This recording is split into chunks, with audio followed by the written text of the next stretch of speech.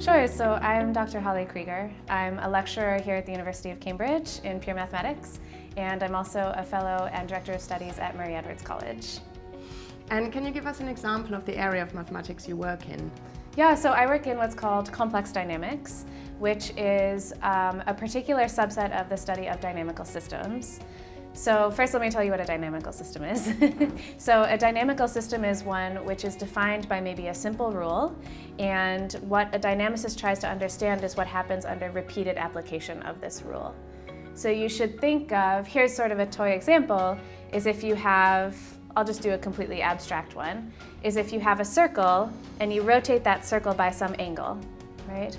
A dynamicist would ask, well, what happens if you rotate it by that angle over and over and over again? Do you, say, get back where you started? Sometimes that will happen if you had rotated it by half the way around, for example. Or do you never get back where you started, which also can happen. And so understanding long-term behavior of systems, which are defined by these really straightforward rules, is what a dynamicist does. In today's corporate world, we have to have a very strong work share. So we have high specialization in different functions, but what's missing in very many cases is really the overall entrepreneurial ability to take risk in a certain situation.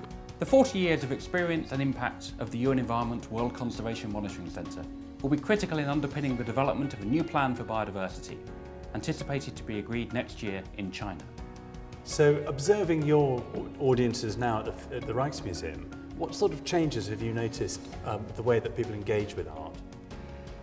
Well, we cater a mass audience. I mean, it's the National Museum for Art and History. We have a 2.5 million audience, which is a large audience. 50% is Dutch. That means the other 50% is coming from all over the world. Chinese, from Europe, Americans, and they all have different expectations, a different background. They're not only professionals or experts, they're also tourists just coming for the day or just coming to see that one single painting, The Night Watch by Rembrandt. Personally, what kind of work do you have you found most exciting, either done by you or by others in recent years, or maybe just about to happen? Yeah, I think now we have something, so what I'm particularly interested in is that kind of paradigm shift that we are living in, because I think when the LHC was turned on, we were all expecting to see some exceptional deviation from our predictions, because we finally reached an energy where something must break down.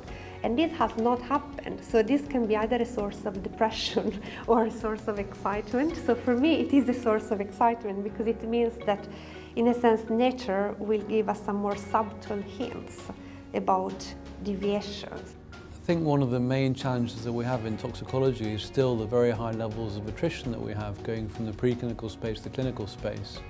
If we can work out more predictable, translatable models, whether we're looking at hepatotoxicity, renal toxicity, cardiac toxicity, or whatever toxicity you happen to be interested in, if we can build models that are more predictive of what's ultimately going to happen in the human, then I think we're going to improve our attrition, and we're also going to improve the cost and speed in which we can develop our medicine.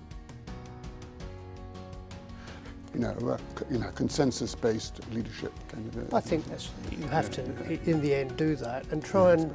I think the two keys for being a leader are personal example and social skills. The research carried out here is really significant, and I thought it would be a really exciting challenge to get involved in the research going on here. I wanted to come to Cambridge because it's a great opportunity to study in one of the leading universities worldwide, and the research carried out here is really innovative and really significant, and I thought it would be an exciting challenge to get involved in the research here. And we can ask ourselves the question, how do those geometric properties change if we're on a curved surface? Supposing we're on the surface of the Earth, well, amazingly, the angles of a triangle don't add up to 180 degrees anymore. You can try this. There are many other geometric properties. Parallel lines will converge, and other things will happen like this. Now, that was the idea of generalizing a notion of geometry to a curved space. That was done by Riemann, and then Einstein took those ideas and he realized he could use it to explain gravity.